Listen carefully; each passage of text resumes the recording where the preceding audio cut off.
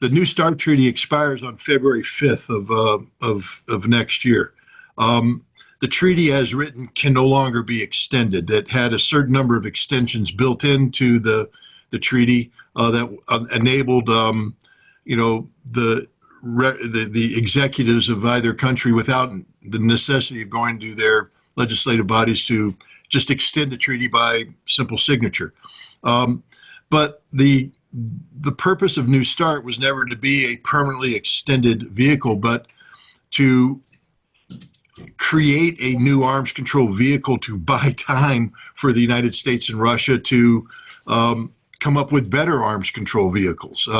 It's not a perfect treaty. There's a lot of flaws. One of the biggest flaws is that it doesn't. It puts a cap on deployed nuclear weapons, but there's an entire category of reserve nuclear weapons. There are thousands of nuclear warheads in reserve right now. And what happens with New START when it expires is much of the reduction that took place to get to 1,550 was through what they call demerving. MERV is a multiple independently targeted reentry vehicle. Basically, you put multiple warheads on a single missile. And what New START did is it solidified demerving, but instead of taking those warheads and getting rid of them, they just put them in reserve. And the missile that was demerved can be remerved in a very short period of time. So the danger of New START expiring is that almost overnight we can go from 1,550 deployed strategic nuclear warheads to 5,000, 6,000. And the Russians, can do something similar. So we really don't want this treaty to expire. What we need to do is keep this cap in place, and that's what Vladimir Putin has offered. He's offered a one-year voluntary moratorium on New START caps, that Russia and the United States will agree to keep this in place. And it sounds good on paper, but the problem is that there hasn't been inspections taking place since 2020, late 2022.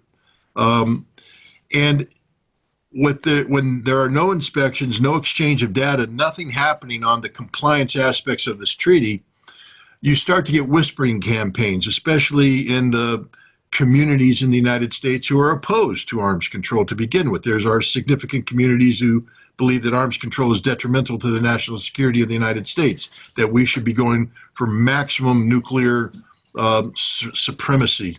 And so what they're saying is, we don't know if the Russians are in compliance, that the Russians could already have broken free and begun to remerve, and America's at a disadvantage now. And so we need this treaty to end so we can rapidly catch up with the Russians. So one of the ways that has been proposed to get around this is what's called rebaselining. Even if we extend or have a moratorium that continues the caps, we need confidence in those numbers so that the two countries can sit down and negotiate in good faith. Rebaselining is one of the easiest things out there because we already have inspection mechanisms in place that are mandated by treaty. And we already have inspectors who have been to every site in Russia and Russian inspectors who've been to every site in America.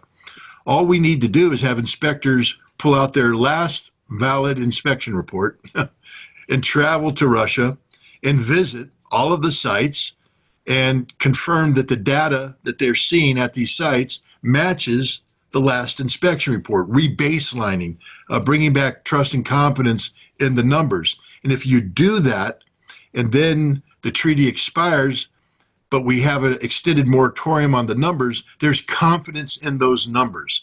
And there's confidence then that both sides will hopefully proceed in a good faith manner to, come up with a new treaty. So this is one of the main things that's needed right now, is not just the United States to agree to accept Vladimir Putin's moratorium, but that we take the action to rebaseline the numbers, and we work with the Russians to get this done. And we're running out of time to get this done. The other thing that is out there that threatens this New START is two additional arms control problems. One is ballistic missile defense. New START, just to give you a quick background, when New START was negotiated in 2009, 2010, the Russians were insisting that the United States take into account their concerns over ballistic missile defense. The Russians were of a mind that it was very dangerous for them to reduce the size of their strategic nuclear arsenal at a time when the United States was pursuing strategic missile defense.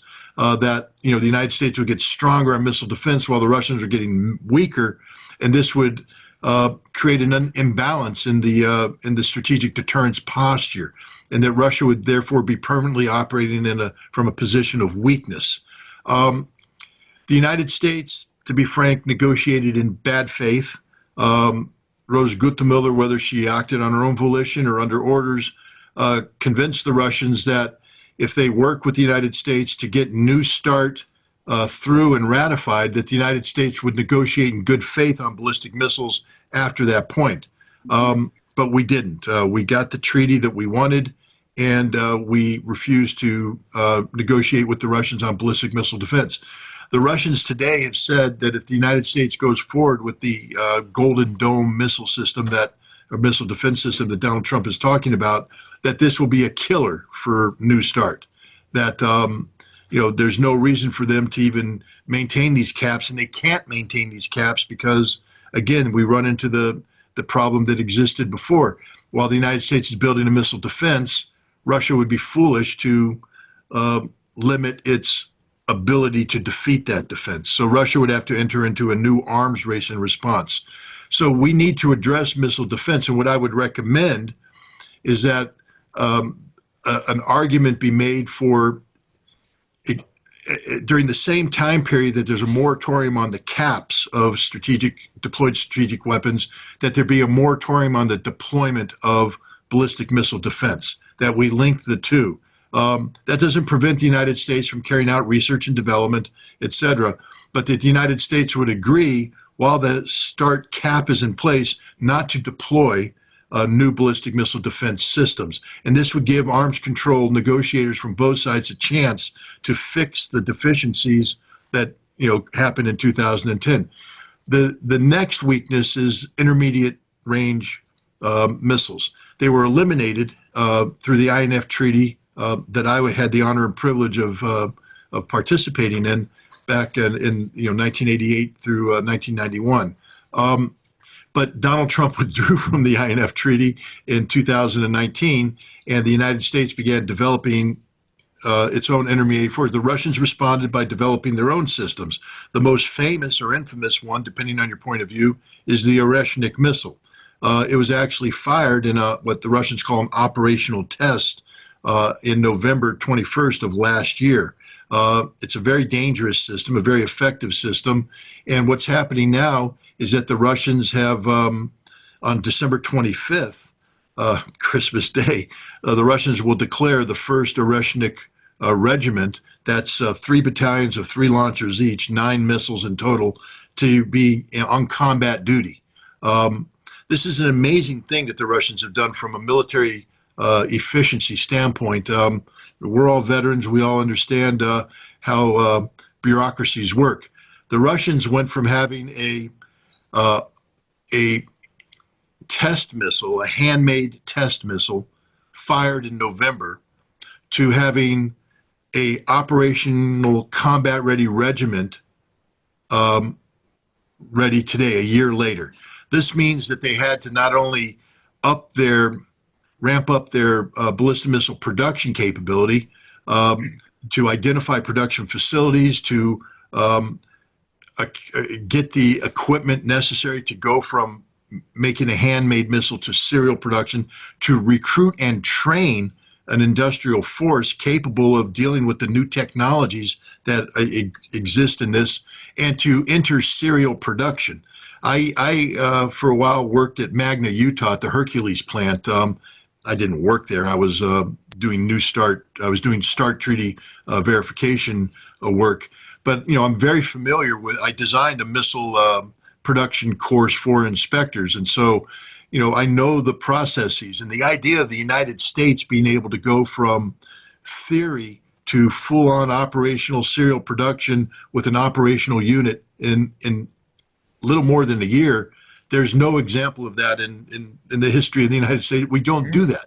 But the Russians not only produced this missile, but they built from scratch a new operational capability. They recruited people, they've trained people, organized people, built a missile base, and this base is about to go operational with doctrine in place, operational procedures, combat readiness. This is a big threat to the United States.